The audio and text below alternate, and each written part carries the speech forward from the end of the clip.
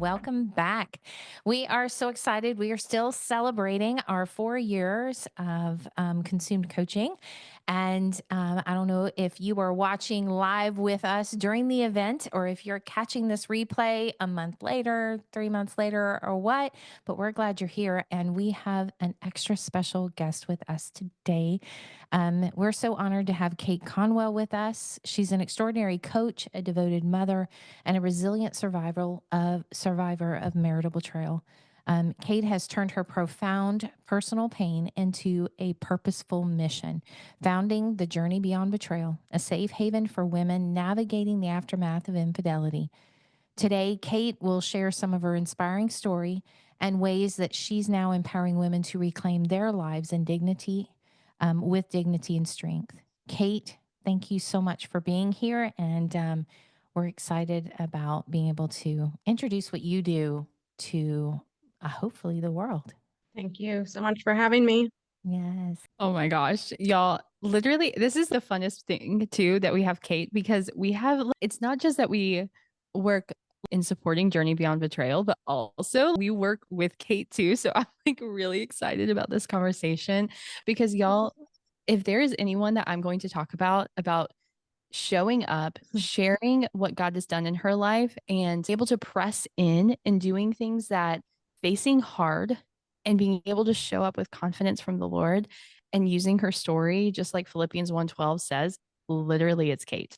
You can ask my clients as an example at all times. And so y'all, I cannot wait for this conversation. I've said this on the other interviews too. If you don't have a journal already, go grab a journal and pen because it's going to be so good. You're going to hear so much. And plus, Kate is such an amazing resource for talking about this very hard subject. And so I would encourage you to just dive in and listen because this is going to be so good. So, first question out the gate.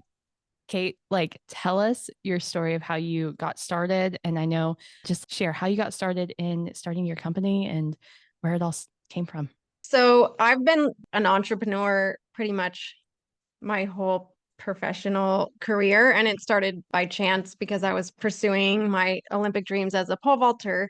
And so I had to have a job that allowed me to have flexible schedule, which then once you have that, you're like, I don't want to let that go, right? And I was wanted to be a mom. I always knew I wanted to be a mom. And so I wanted the flexibility to be able to take care of my kids. So I've always pursued different entrepreneurial passions. I guess I was it's my coaching started all the way back as an athletic coach. And I coached the pole vault, which is what I had done.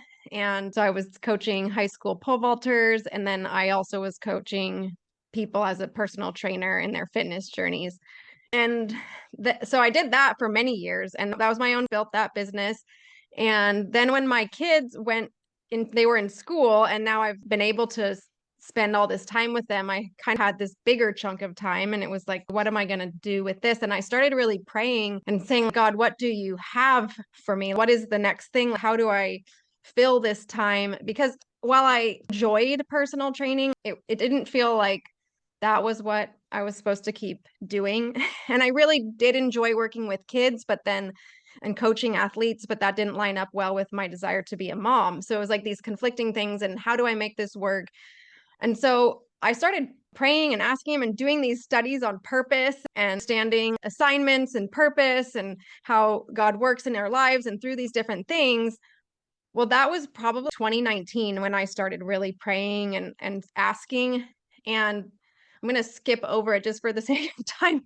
But it wasn't until 2022 that he really gave me that purpose. And so it was like this time of doing other things that I wouldn't, like, not outside of what he had for me. There was COVID. And so I can see looking back why I was doing the things that I was doing in that gap time, but all the while just seeking and asking. And then it was through Flip Lifestyle, which is how I came into knowing Francine, this idea of building an online business and an online community. And with the idea of what do you know? What have you lived? What have you loved? Or what do you love? What have you, yeah. And so originally I was like, well, fitness, but it, again, back to that, I don't feel called, I wasn't getting any traction. And one night it just hit me like, you've been through this really hard thing.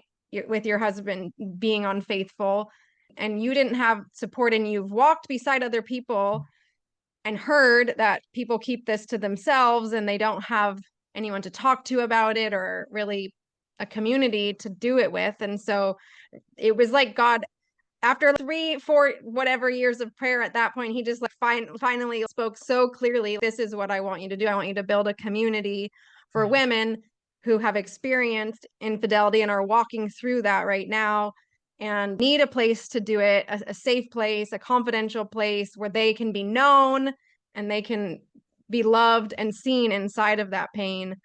Wow. So it started as a community, and then it grew into realizing I like that one-on-one connection too, back to that coaching in the past, and that I really wanted to pursue individual support as well as this community aspect, because you absolutely need a community around you in any hard thing.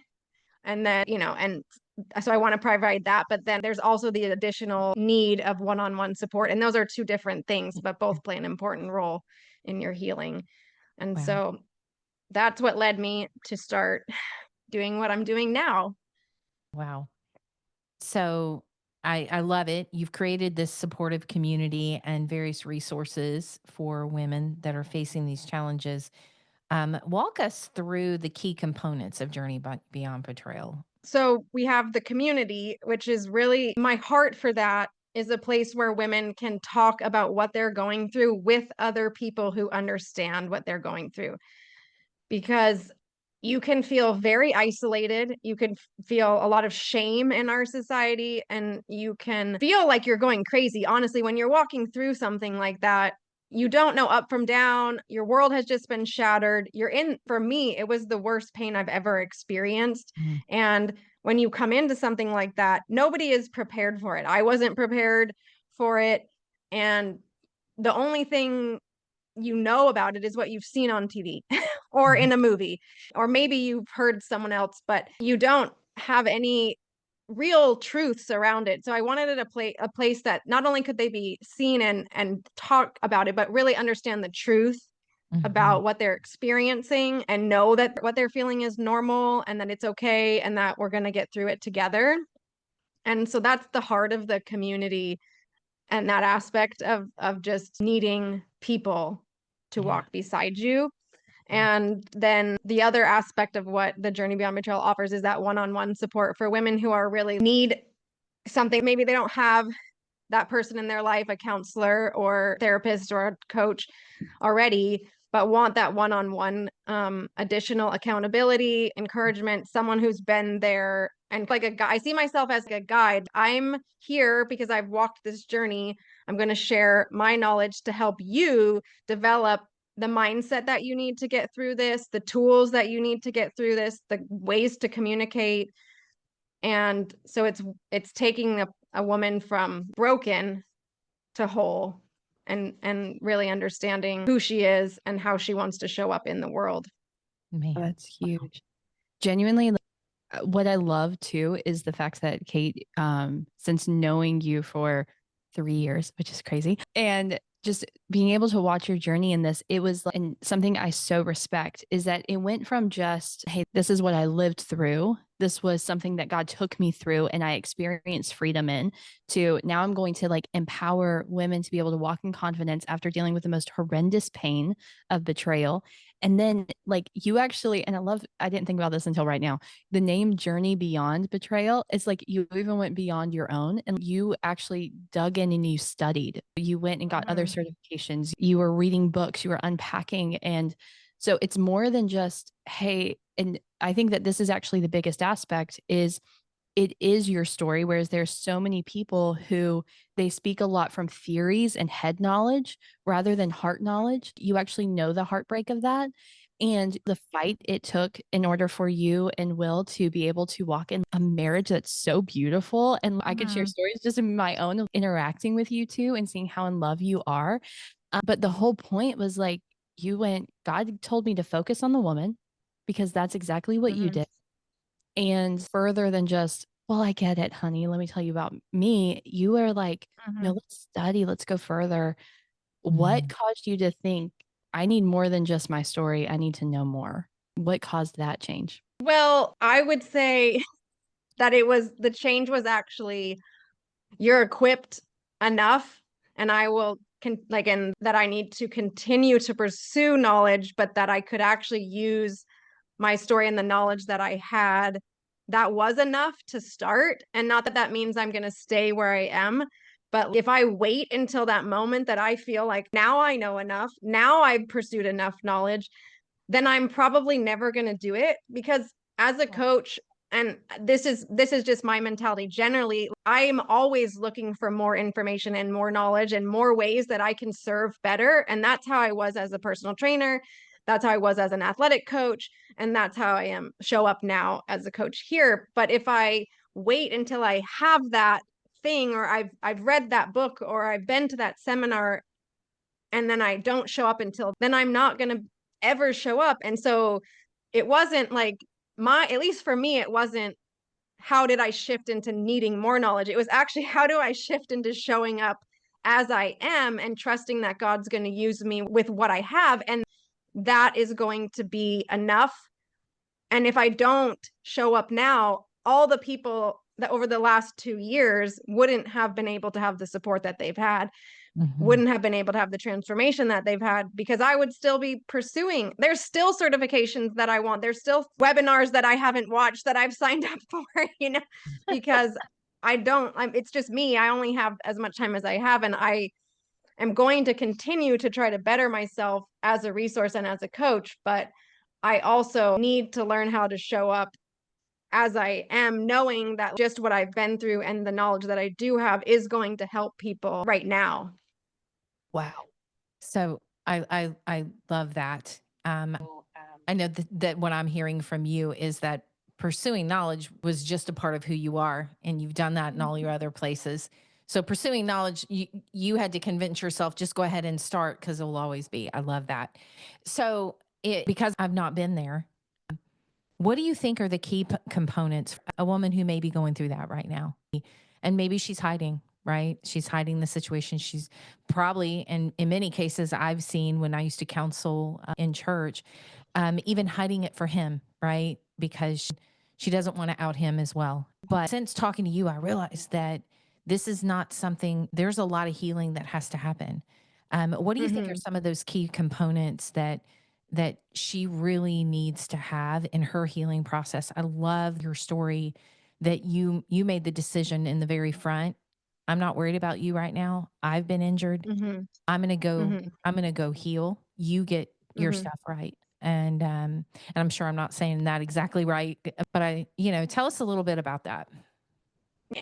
I do want to take one little moment though and say the reason that I was able to do what I did without pursuing all the knowledge was because of you as my amazing coach, and saying, do it messy, step out. That message that I'm saying is because it's been passed down to me from you, Francine. And so get a good coach in anything you do. As far as answering your question and what I think women need to know, again, this is my personal experience, and this is how we addressed it. And now looking back, I think that, and the education that I pursued, really, as the woman, you do need to pursue your individual healing, as does your husband, if that's the path that you're on. So the healing and the motivation for healing really does need to be for yourself, both for the betrayed partner and the betrayer. You need to go after your healing because that's what you want for yourself, and the marriage component can come second. And I'm not saying just forget about the marriage and ignore it, but if you have me pursuing my healing and then Will was pursuing his healing, as healed people, the marriage itself is going to, not that it's going to take care of itself, because there is an element of that needs to happen, but I'm going to show up in that marriage in a way that there's way more likelihood that it can be saved if both people are pursuing their own healing. And as the man, if there's any men listening and this is you and you're made the choice like my husband, you have to choose the marriage, you have to choose your healing regardless of your marriage outcome as well, and know that you're doing this because you want to be changed.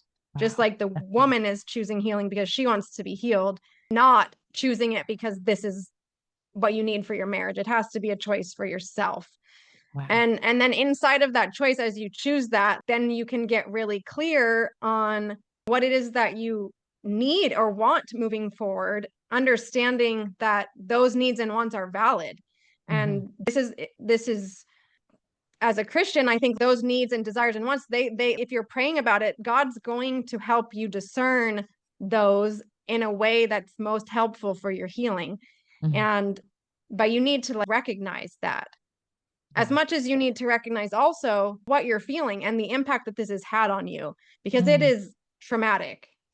There's no, like, way around it. This is a very deep and hurtful situation, and the impact is profound.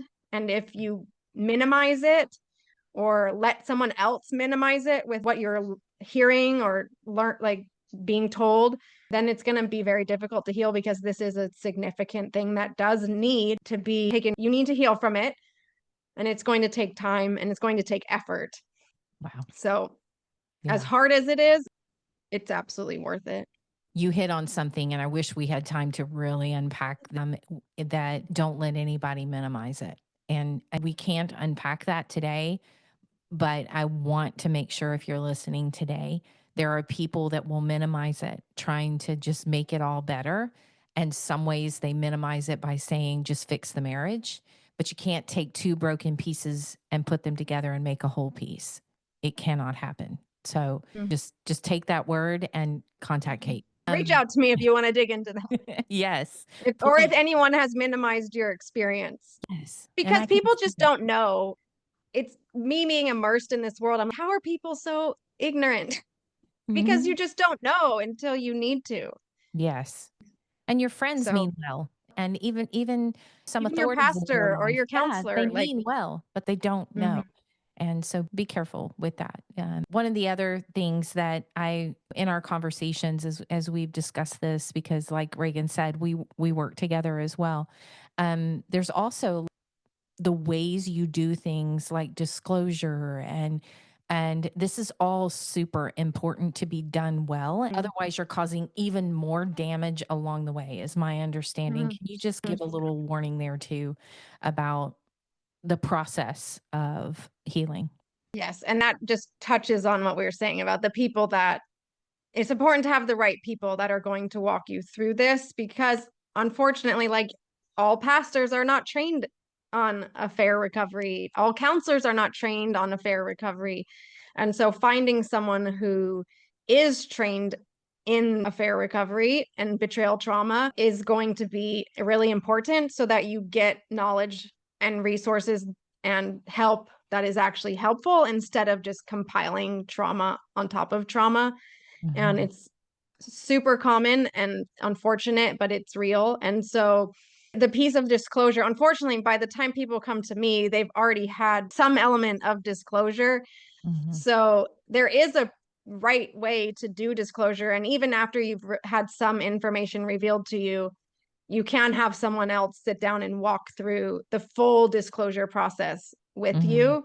And we did have someone do that with us who was not actually trained in this, but the Holy Spirit was just Wow. on fire inside of this couple that helped us, and she was totally Holy Spirit led, and Wow. it was just God at work in our healing journey, the way that he connected us to the right people. And so I would say, really pray and discern the people that you seek out, because God can direct you to the right people and give Mhm. you the insight and awareness about the wrong people. But Mhm. there is a way to heal from this. And when you have the help of somebody that knows what they're doing and has knowledge around the struggles that you're going to face and the kinds of things like disclosure and rebuilding trust and setting boundaries, that's going to be the most effective way, because they're going to see it for what it is and not minimize it or lead you down a path that's not going to be helpful.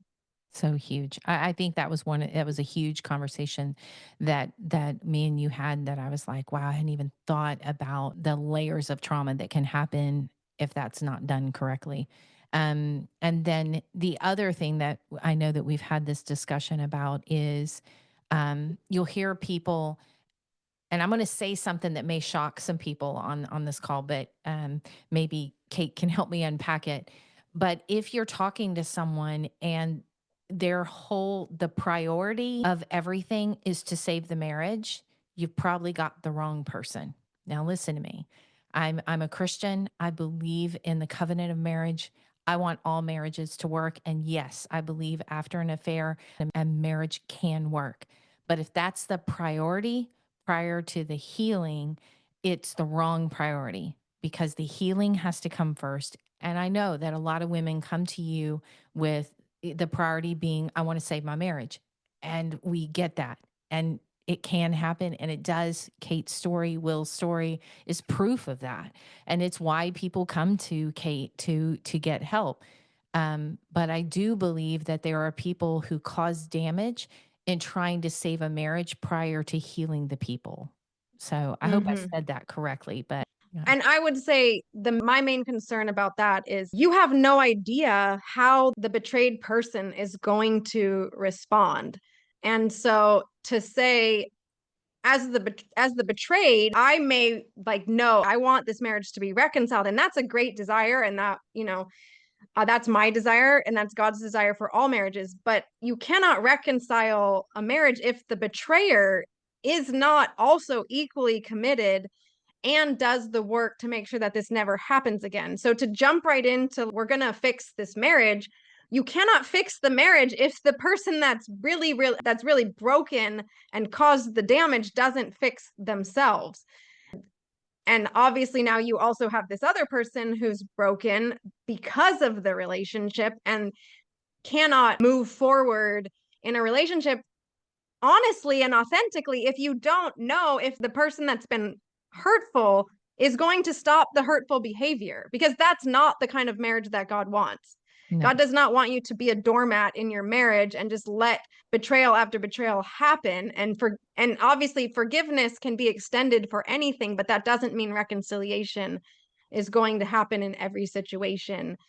And so you have to have a period of time where, like I said, you're each pursuing your individual healing before you can even talk about the marriage being reconciled. And you can do that simultaneously, individual and with a vision for the marriage. If it's done really well by the right people, they're going to separate you two, though. Even inside of that, it's not going to be like, let's only talk about the marriage without doing the individual work. So good. Reagan, I'm going to let you ask the next question because I think this is one that you bring to the.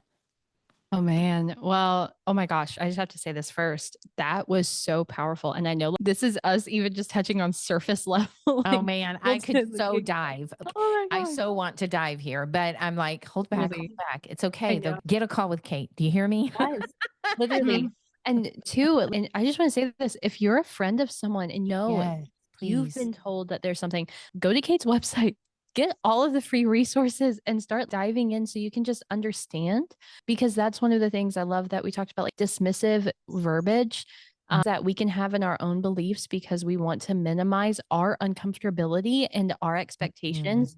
Oh, It Reagan, that's made good. me have a really big heart check whenever I started really talking with Kate and hearing her story and hearing and talking with people and then meeting people who had experienced betrayal. And I started to realize, wow, how many times do I say, oh man, he'd be 6 feet under, saying all of these dismissive things, right? And it's like, you don't know unless you're there. And as an experience of someone who lost her dad at 21 or a week before I turned 21 and understanding the dismissal of grief, I can't imagine the dismissal of betrayal where you're having to live in it and you're having to live beyond that moment. So there is so much in it. And you guys, and I just want to go back to just this point, because maybe you're listening to this and you're like, I don't know that I don't know anybody, or I haven't been made aware, or I'm not in that. But I want you to hear this. What Kate shared was she went through something and God brought it to her attention and said, I want you to be a part of empowering women to walk in the confidence of being able to walk past this into healing, into the most insane, heart wrenching moment. And she just showed up. And I love that she brought out what mom says all the time, do it messy. And don't let it stay that way, right? It is that ending point of start now, start when God tells you he has timing perfect. So there's purpose for why you start now. But as you continue to go, you need to continue to grow. And so I just have a question of, man, if you're talking to someone who is maybe in the midst of that 3-year mark where you were just asking the Lord, what do you have for me? What's your purpose for me? What would be your encouragement to them to find that or step out? Patience. Amen. Because you want the answer immediately. And as someone who is God's constantly teaching me to be more patient, I wanted the answer now, right? I want to know what it is now. And I would encourage you, because when you get the answer, when he does drop that assignment on you, you will be able to look back and then say, this is why it took this long. This is why he waited until this moment to give me this assignment or reveal the purpose, because he was prepared. Even in the waiting, he's preparing you. And God's timing is perfect, even though it's so frustrating to me most of the time. It really is. Honestly, I can look back and say, if he had given me this assignment in 2019, I probably wouldn't be doing this anymore, because I wouldn't, because of COVID, and I didn't have the support, and which isn't what we talked about, but I moved from Oregon to Texas in that period of time, and I really believe God brought me here to put me around the people that I needed in order to do what I'm doing now. Yes. And I had no idea in 2019 that in 2021 we would move to Texas, right? And so you don't know why he's waiting to show you your assignment, but you can trust that he is, and then show up in what you're doing, because it will prepare you for whatever he's doing. And every piece of your story and every mini assignment that he has along the way does prepare you for the next thing that he has for you. Wow. So good. So It made me think of something. I was just on a call earlier today and we were talking about the sequoia trees. And there's some of the largest trees ever. I've not seen them in person, but they say they're I pretty have. magnificent. Yeah. I wondered, I bet you she has. Yeah, The yeah. uniqueness about them is they're some of the largest trees, if not the largest, but they have very shallow roots. But what Mm, makes them stand is that they are it's the many trees together with the roots intertwined. And it mm. made me think as she was talking, it's one of the things that I like about consumed coaching and kingdom coaching is that although we coach together, I'm pretty sure that the community itself was a big portion of being a supportive piece. So, with working with Consumed, what part did Consumed and the community in Consumed play a role in you building to where you are now? I think when you're on any journey, I mean, I talk about I have a community, and you need a community in anything that you're doing, because you feel alone. And it's not just in your hard times. Mhm. What I help people through is this deep pain, but there's loneliness and other things that we're doing, and the same kind of struggles. Maybe they're not as intense pain, but this alone feeling, or not feeling confident in what you're doing, or not knowing what the next step might be. And so to be surrounded by other people, and in Consumed, a community that's not just entrepreneurial and doing, building a business, but also with the heart that this is rooted and building on God's principles and God's purpose in our life.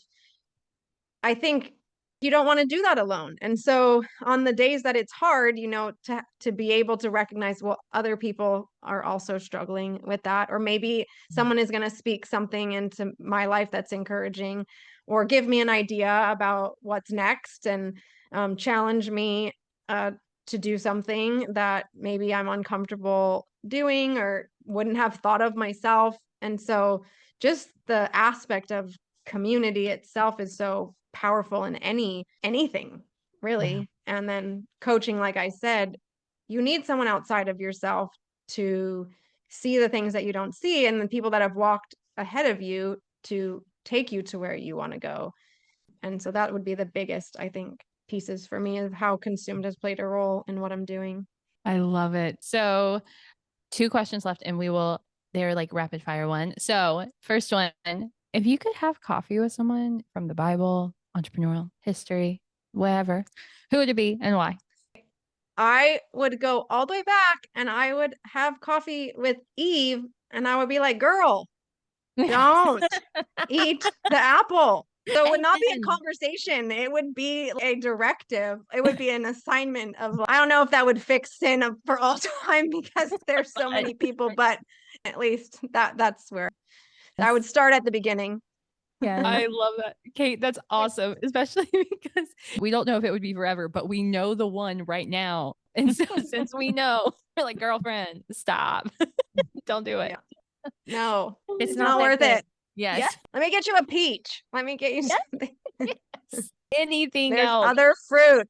Yeah, Yeah. just not from that tree. There's got to be another apple. Yes. It's definitely not a Honey Crisp. I swear. Oh, See, I would bring with my coffee, I would bring Yes. something else. Amen. Wisdom. Yes. oh, that's so good. So next question is, what is next for you? What is it that God has given you a vision for Journey Beyond Betrayal?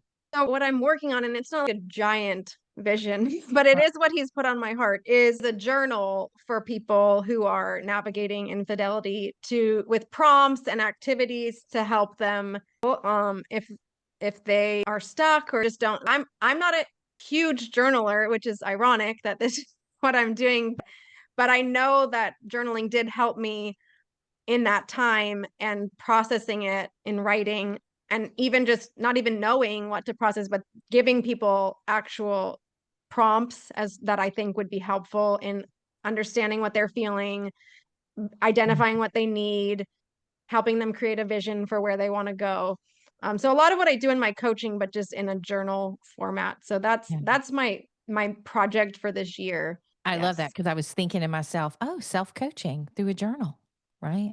I love that. Yes, maybe a group coaching program as we walk through it together. That was someone Yeah. suggested that to me. I I love haven't. that. I got to get to the journal first, and Yes. and then I'll see where I go with it. I love that. So where can someone find you? Where would they connect to get a hold of you? Yes, I have a website. It's journeybeyondbetrayal.com.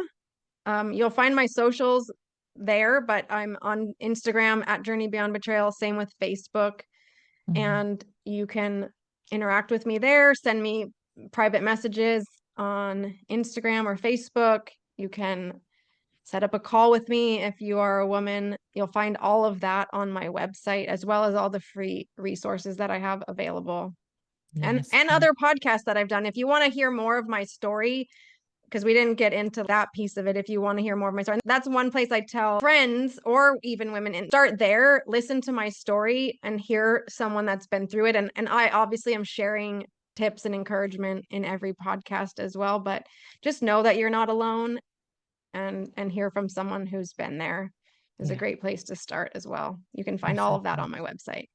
Yeah, I love that. I'm so glad you mentioned that because that's a huge page for someone to just to come in and to get comfortable and to get to know you, and so that's just an easier call, right? And there's some with my husband too. So Yes. you can hear from both of us, which is powerful in itself. It's actually one of my favorites that you guys did is the one that you guys did together. So love that. Oh my goodness. So are you not having a blast getting to know all of these amazing coaches and what God's doing in their life? And if you are watching this right now and you're like, I know God's calling me to something, and maybe you've been afraid, or maybe you've thought, I don't know, maybe this isn't, or maybe even feeling a little bit of imposter syndrome. Guess what? We all felt it too. We all did. So we would love for you to reach out to us and connect with us and have a conversation with one of us. We would love to help you unpack that and see what God might be saying. Thank you. So, Reagan, is there anything else before we sign off? No, just I wanted to say that too. Kate, thank you so much for doing this. It means the world to us that first of all, for people to be able to know what you do and for also just that we get to journey together in building the kingdom. I say it all the time, but I mean it so genuinely. Kate, you are truly a blessing from God. And we are so thankful that we get to do this life together.